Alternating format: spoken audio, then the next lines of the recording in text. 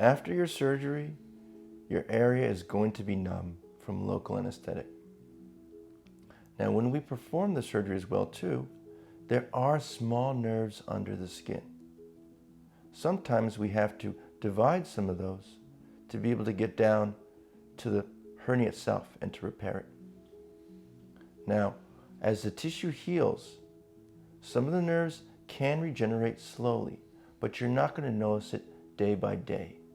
It takes months or years for the numbness to dissipate, but even so, there can be a permanent area of numbness around the incision, usually about a dime or a quarter size, that can be long-lasting.